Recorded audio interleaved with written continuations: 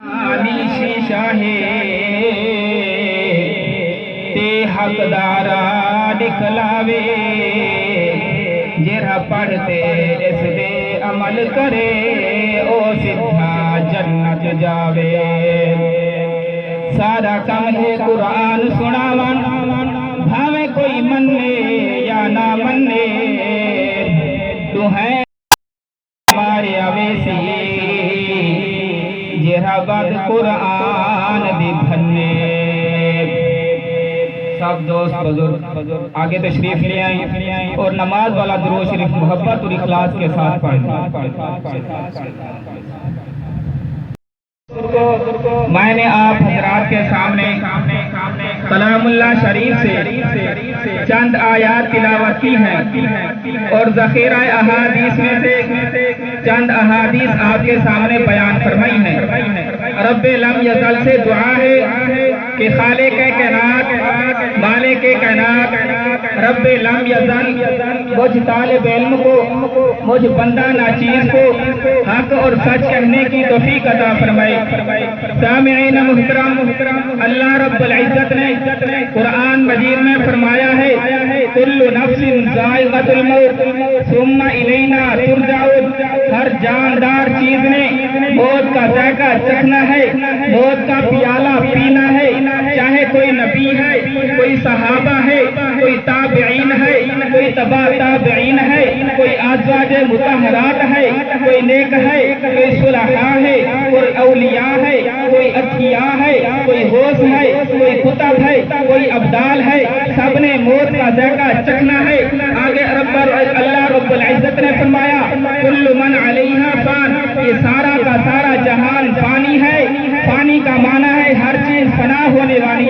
آگے فرمایا وَيَبْقَى وَجْهُ رَبِّكَ ذُو الْجَلَالِ وَالْإِكْرَامِ، میرے اللہ کی ذات باقی ہے، خالق کائنات کی ذات باقی رہے گی اور ہر چیز فان و فنا ہو جائے گی، چاہے آسمان ہے، چاہے ستارے ہیں، چاہے زمین ہے، چاہے درخت ہیں، چاہے چرند ہیں، چاہے پرند ہیں، چاہے جو بھی اللہ تبارک و تعالیٰ کی 18 حیوان مخلوقات ہے، یہ سب کے سب فنا ہو جائے گی اور میرے رب کی ذات وہ باقی ہے، وہ ہمیشہ سے چلی آ رہی ہے، ہمیشہ سے ہے اور ہمیشہ باقی رہے گی۔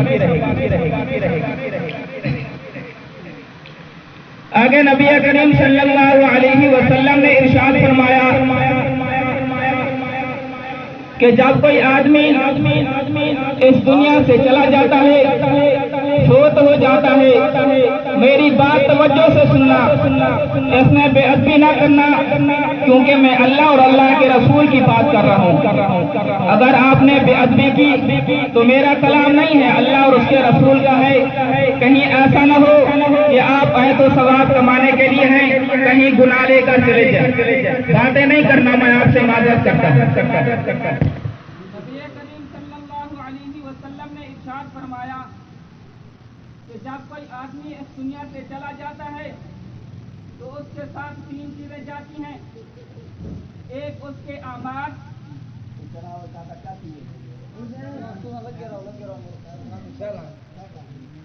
اس کے ساتھ 3 چیزیں جاتی ہیں، ایک اس کے اعمال۔ منکر نکیر جب سوال کرنے کے لیے آتے ہیں تو فرشتے ان کو کہتے ہیں یہ اللہ تبارک و تعالیٰ کا پیارا بندہ ہے، یہ نیک آدمی ہے، یہ اچھا آدمی ہے، یہ اچھے اخلاق والا ہے، یہ جب دنیا میں رہتا تھا اللہ کی نماز بھی ادا کرتا تھا، اس کا کلام بھی پڑھتا تھا، زکوٰۃ بھی ادا کرتا تھا، صدقے خیرات بھی کرتا تھا، غریبوں کے ساتھ بھی تعاون کرتا تھا، یتیموں کے ساتھ بھی تعاون کرتا تھا، حج بھی ادا کرتا تھا، رمضان شریف کے روزے بھی رکھتا تھا۔ علماء لکھتے ہیں کہ جب وہ منکر نکیر سوال کرنے کے لیے آتے ہیں تو ان کی آنکھیں جو ہوتی ہیں آسمانی رنگ کی ہوتی ہیں۔ جب کوئی گناہگار آدمی ان کو دیکھتا ہے تو ڈر جاتا ہے۔ علماء نے لکھا ہے کہ ان کی شکل نہ جانوروں والی ہے نہ انسانوں والی ہے، پتہ نہیں کیسی شکل ہے۔ دعا ہے کہ اللہ تبارک و تعالی ہمیں اس دنیا میں اچھے اعمال کرنے کی توفیق عطا فرمائے۔ اور اچھے اعمال ہم کر کے جائیں گے تو ہم جنت میں بھی کامیاب ہو جائیں گے، محشر میں بھی کامیاب ہو جائیں گے، قیامت میں بھی کامیاب ہو جائیں گے، پل صراط سے بھی آسانی سے گزر جائیں گے۔ جب حساب کتاب ہوگا تو ہمیں نامہ اعمال دائیں ہاتھ میں دیا جائے گا۔ نبی کریم صلی اللہ علیہ وسلم نے ارشاد فرمایا، الدنیا سجن المؤمن و جنت الکافر، یہ دنیا جو ہے یہ کافروں کے لیے جنت ہے اور مسلمانوں کے لیے قید خانہ۔ وہ کیسے؟ کافر جو ہے انہوں نے کلمہ تو نہیں پڑھا، وہ اپنی من مانی کی اس دنیا میں زندگی گزاریں گے، نہ اللہ تبارک و تعالیٰ کا حکم مانیں گے، نہ نبی کریم صلی اللہ علیہ وسلم کے طریقوں کے مطابق زندگی گزاریں گے۔ آج کل ہم کہتے ہیں کہ اللہ تبارک و تعالیٰ نے ان کافروں کو، ان انگریزوں کو، ان غیر مسلموں کو بہت زیادہ مال دیا ہے، بہت زیادہ جائیداد دی ہے، بہت زیادہ سونا چاندی دی ہے، بہت زیادہ درہم و دینار دیا ہے۔ ہم یہ بات نہیں سوچتے کہ ان کا اس دنیا میں مزہ ہے، آخرت میں ان کے لیے ہمیشہ ہمیشہ جہنم ہے۔ اور جو مسلمان ہے اس کے لیے قید خانہ کیسے ہے؟ وہ جب دنیا میں مسلمان رہتا ہے تو اللہ تبارک و تعالیٰ کے احکام بھی اس کو ماننے پڑتے ہیں، نبی کریم صلی اللہ علیہ وسلم کے طریقوں کے مطابق بھی اس کو زندگی گزارنی پڑتی ہے۔ اور جب وہ اس دنیا سے چلا جاتا ہے، اگر صحیح مانے وہ ایماندار ہے، کامل مومن ہے، نماز بھی ادا کرتا ہے، روزے بھی رکھتا ہے،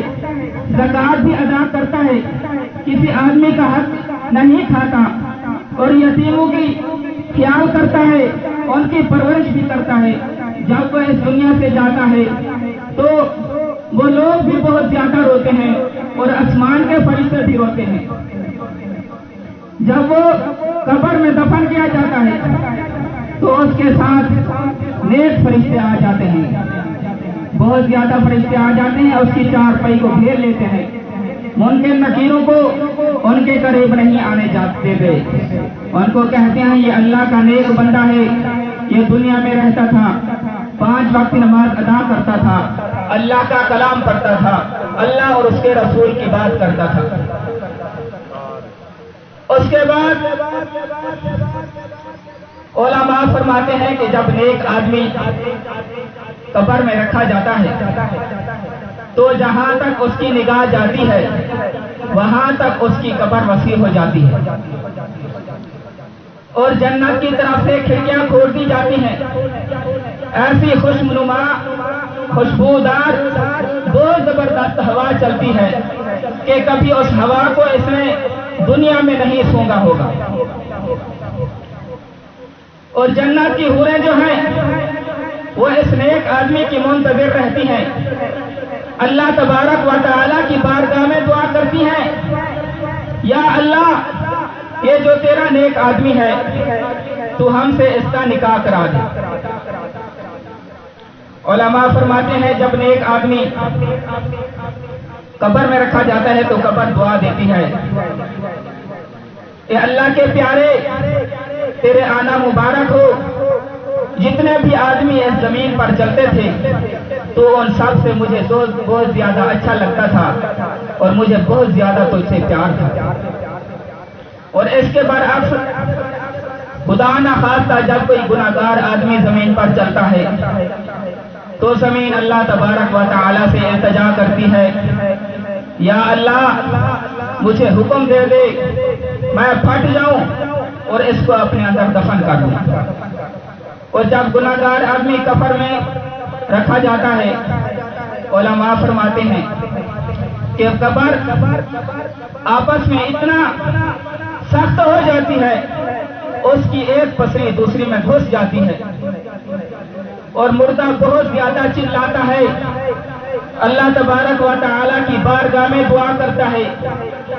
یا اللہ میں نے دنیا میں کاروبار میں زندگی گزار دی، شراب پینے میں زندگی گزار دی، گانے بجانے میں زندگی گزار دی، چوری میں زندگی گزار دی، تماشے کر میں زندگی گزار دی، اب مجھے مہلت دے دے، میں دنیا میں چلا جاؤں